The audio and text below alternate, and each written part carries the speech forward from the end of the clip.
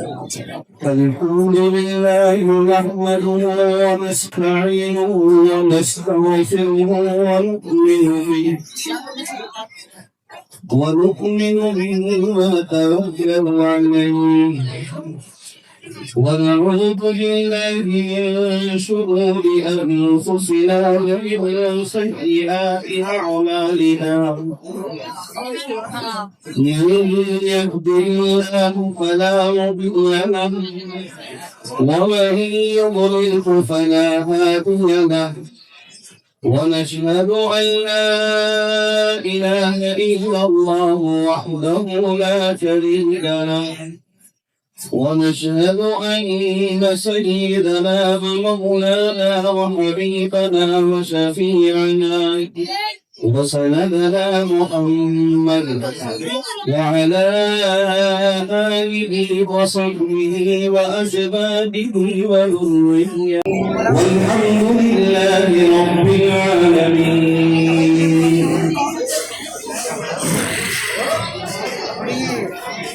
جس دور پہ نازاں تھی دنیا اب ہم وہ زمانہ بھول گئے. جس دور پہ نازاں تھی دنیا اب ہم وہ زمانہ بھول گئے. اوروں کو جگانا یاد رہا خود ہوش میں آنا بھول گئے. اور منہ دیکھ لیا آئینے میں پر داغ نہ دیکھا سینے میں. ارے منہ دیکھ لیا آئینے میں پر داغ نہ دیکھا سینے میں. دل ایسا لگایا جینے میں مرنے کو مسلمان بھول گئے. واجب الاحترام علماء اعظام بزرگان دین، عزیز نوجوانوں، بزرگوں اور پردوں کے پیچھے سے سماعت کرنے والی اسلام کی مقدس پاکیزہ میری ماں اور بہنوں، اس وقت یہ آپ کا مدرسہ قاسم العلوم جس کا سالانہ اجلاس عام بڑی آب و تاب کے ساتھ میں چل رہا ہے، اور اس محفل کے روح رواں حضرت الحاج قاری انوار احمد صاحب دامت برکاتہم العالیہ جو اس وقت میں اس مدرسے کے ذمہ دار اور ہماری جمعیت علماء شہر میرٹھ کے صدر محترم ہیں. آج ہم سب نے اپنی آنکھوں سے اس منظر کو دیکھا ہے کہ 21 بچے وہ ہیں جن کو اللہ رب العزت والجلال نے وہ سعادت میسر کی ہے کہ جو قرآن مقدس کو اپنی زندگی کے اندر جو لے کر کے آئے ہیں، اور آج اکابرین امت کے ہاتھوں سے، ان کے دستے مبارک سے ان معصوم بچوں کے سروں پر دستار فضیلت رکھی گئی ہے. میرے عزیز نوجوانوں، بزرگوں، میں آپ سے لمبی گفتگو نہیں کروں گا. بہت مختصر سے وقت میں اپنی بات کو سمیٹنے کی کوشش کروں گا اور پھر خصوص طریقے پر اپنے نوجوان بھائیوں تک کچھ اہم پیغام پہنچانے کی کوشش کروں گا. باری تعالیٰ مجھے بھی اور آپ کو بھی عمل کی توفیق عطا کر دے. کیا بات، کھانا نہیں کھایا کیا؟ نہیں. آمین کی آواز تو آئی. اللہ رب العزت والجلال آپ کے بیٹھنے کو قبول فرمائے. لگنا چاہیے کہ ہاں ہم قاسم العلوم میں بیٹھے. اللہ رب العزت والجلال حضرت الحاج قاری انوار صاحب کی عمر میں برکتیں عطا فرما دے. لگا ہاں قاری صاحب سے بڑی محبت کرتے ہو آپ لوگ ہیں. ماشاءاللہ یہ مدرسہ اللہ رب العزت والجلال اس کو دین دوگنی رات چوگنی ترقی عطا فرما دے. عزیز نوجوانوں، بزرگوں، اسٹیج پر بڑے بڑے قابل قدر علماء اعظام تشریف فرما ہے. اس ناچیز کو کچھ کہنے کا موقع ملا ہے. میں نے قرآن کی آیت کریمہ کا سہارا لیا ہے اور اسی کے ساتھ ساتھ امام الانبیاء سرکار دو عالم تاجدار مدینہ احمد مجتبی محمد مصطفیٰ سب اپنی زبانوں سے کہیں صلی اللہ علیہ وسلم کی ایک مبارک مشہور حدیث میں نے آپ کے سامنے دوران خطبہ پڑھی ہے۔ اسی قرآن و حدیث کی روشنی میں چند باتیں آپ کی خدمت میں عرض کروں گا اور انشاءاللہ العظیم اس کے بعد آپ سے اجازت، آپ سے رخصت ہو جاؤں گا۔ میرے عزیز نوجوانوں، بزرگوں، رب کریم نے اس دنیا کے اندر انسانوں کو ایک دوسرے کے انسان کے حقوق کو بیان فرمایا، انہی میں ایک حق والدین کا تذکرہ فرمایا۔ ایک والدہ، ایک والد محترم کا سایہ، یہ اس انسان کا اس کے اوپر کیا حق ہے، اس کے تعلق سے چند باتیں ذکر کروں گا۔ آج دنیا کے حالت میں اور آپ دیکھ رہے ہیں یہ سوشل میڈیا کا دورہ ہے، موبائل کا سسٹم ہے، ہر انسان اپنی نگاہوں سے دیکھتا ہے کہ اس دنیا کے اندر کیا حالات ہیں۔ یقینی طور پر یہ بات کہی جا سکتی ہے کہ جس طریقے کے حالات آج پیدا ہو رہے ہیں، جہاں اس کی بے شمار وجوہات ہیں وہ اپنی جگہ پر ہے، لیکن ایک اہم وجہ اس وقت کے اندر معاشرے میں پیدا ہو رہی ہے کہ آج مسلمانوں میں بالخصوص طریقے پر میرا نوجوان بھائی اس گناہ کے اندر مبتلا ہے، اس گناہ میں ملوث ہے۔ وہ گناہ کیا ہے کہ آج میرا نوجوان بھائی اپنے والدین کے ساتھ استہزاء کا معاملہ کرتا ہے، اپنے والدین کے ساتھ مذاق کا معاملہ کرتا ہے، اپنے والدین کے ساتھ کس طریقے کا برتاؤ کرتا ہے۔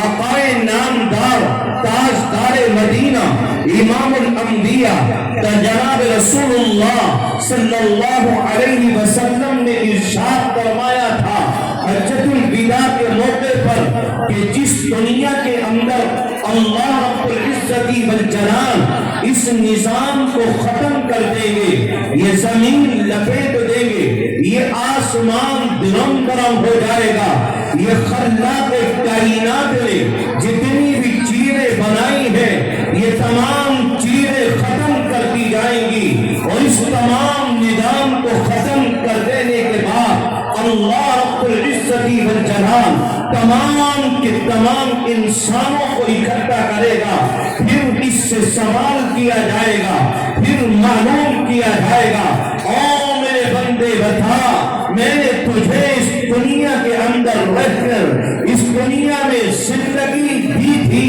میں نے تجھے دنیا کے حوالے کیا تھا تو دنیا میں 60 سال رہا ہے، بتا تو نے کس انداز میں اپنی جوانی کو لگایا، اپنے بڑھاپے کو لگایا، اپنی عمر کو لگایا۔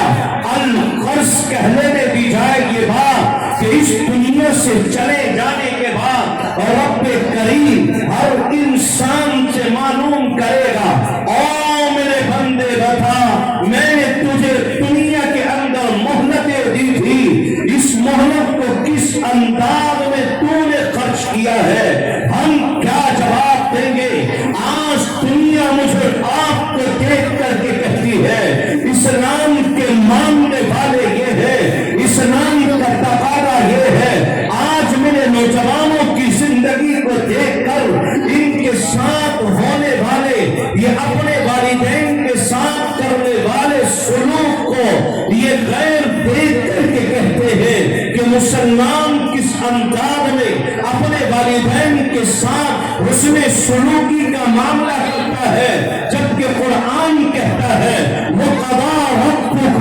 أَلَّا تَعْبُدُوا إِلَّا إِيَّاهُ۔ پہلا پیغام تو یہ ہے کہ تم دنیا کے اندر رہو، اس رب کریم کی ربوبیت کو اپناؤ، اس اللہ کے کائنات کو اپناؤ، اس کو وحدہ لا شریک لا مانو، اسی کے سامنے جھکو،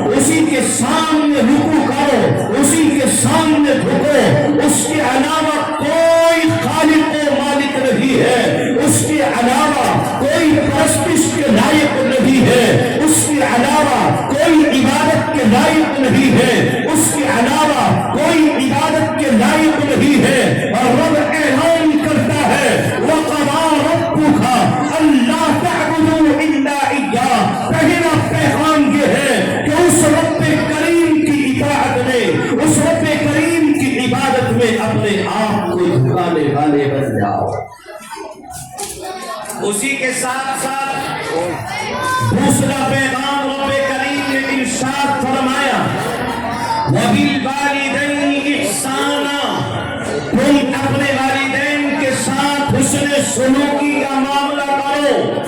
والدین کے ساتھ کس طریقے کا برتاؤ کیا جائے؟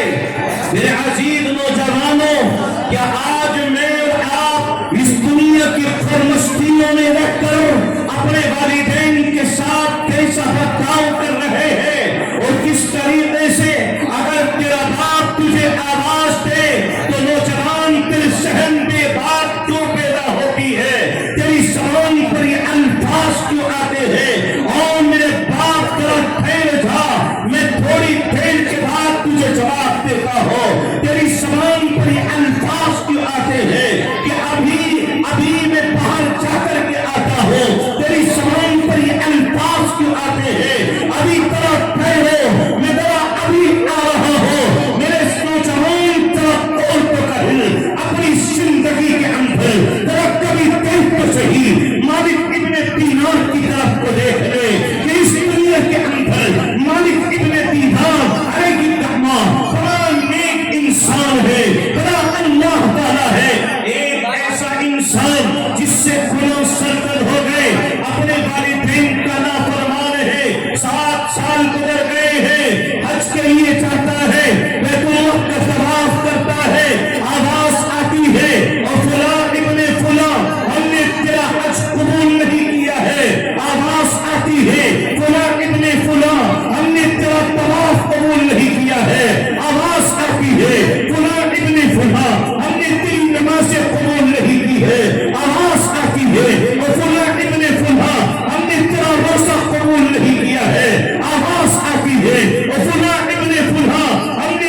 تیری زکات قبول نہیں کی ہے، تیرا صدقہ قبول نہیں کیا ہے۔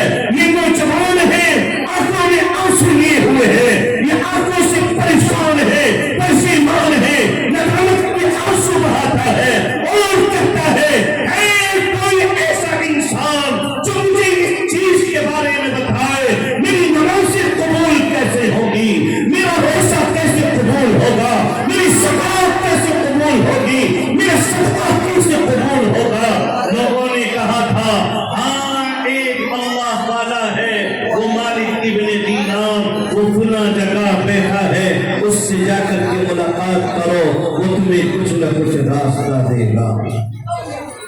میرے عزیز نوجوانوں، بزرگوں، حج کا موسم چل رہا ہے، میدان عرفات میں حضرت مالک ابن دینار علیہ الرحمہ بیٹھے ہوئے ہیں۔ یہ انسان روتا ہوا مالک ابن دینار کے قدموں میں آتا ہے اور آ کر کے یوں عرض کرتا ہے مالک ابن دینار، مجھ سے کچھ غلطی ہو گئی ہے، مجھ سے کچھ خطا ہو گئی ہے، لیکن اس غلطی اور خطا کی بنا پر میں 7 سال گزر گئے ہیں، میرا کوئی عمل اللہ نے قبول نہیں کیا ہے، میری کوئی نماز اللہ نے قبول نہیں کی ہے، میری زکات اللہ نے قبول نہیں کی ہے، میرا حج اللہ نے قبول نہیں کیا ہے۔ مالک ابن دینار نے اس نوجوان کی طرف دیکھا اور دیکھ کر کے کہا او بندے خدا، کیا کہہ رہا ہے؟ تجھے کیسے معلوم ہوا تیرا حج اللہ نے قبول نہیں کیا؟ تجھے کیسے معلوم ہوا تیری نمازیں اللہ نے قبول نہیں کی؟ تجھے کیسے معلوم ہوا کہ تیری زکات اللہ نے قبول نہیں کی؟ تجھے کیسے معلوم ہوا کہ تیری عبادتیں اللہ نے قبول نہیں کی؟ یہ نوجوان پریشان ہے، یہ آنکھوں میں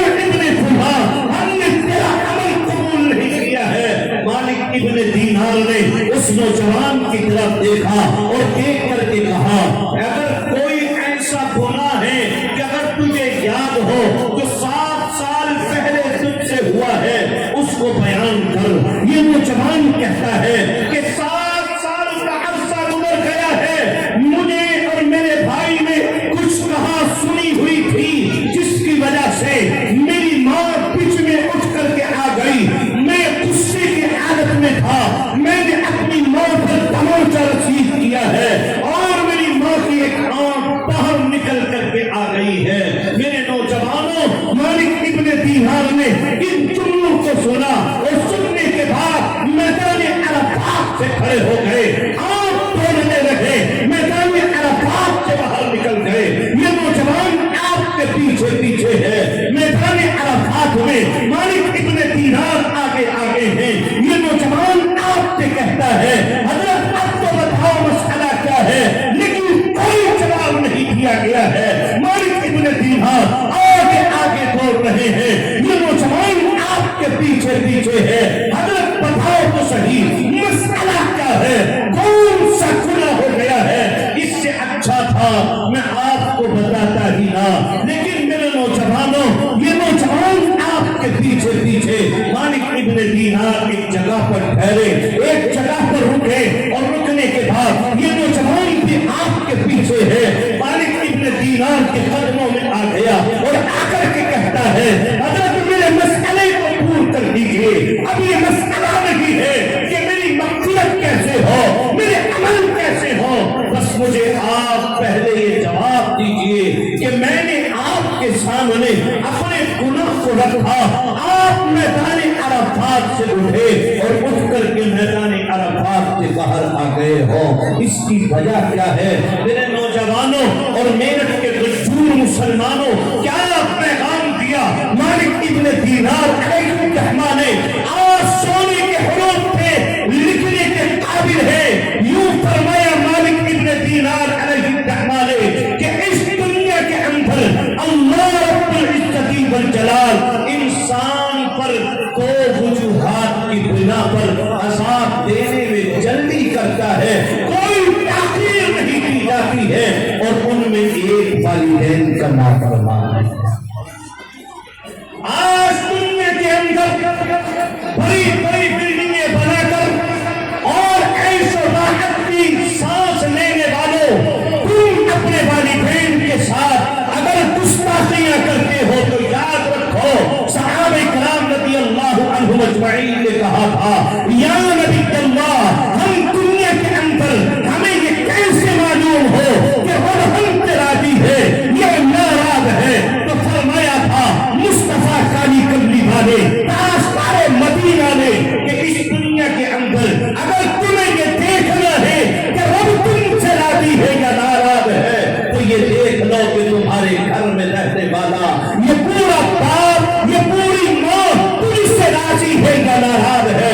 اگر گھر میں رہنے والی یہ پوری ماں تجھ سے راضی ہے تو سمجھ لے رب بھی تجھ سے راضی ہے، اگر گھر میں رہنے والا یہ پورا باپ تجھ سے راضی ہے تو رب کریم بھی تجھ سے راضی ہے، اور اگر یہ ناراض ہے تو سمجھ لینا رب بھی تجھ سے ناراض ہے۔ پھر عزیز نوجوان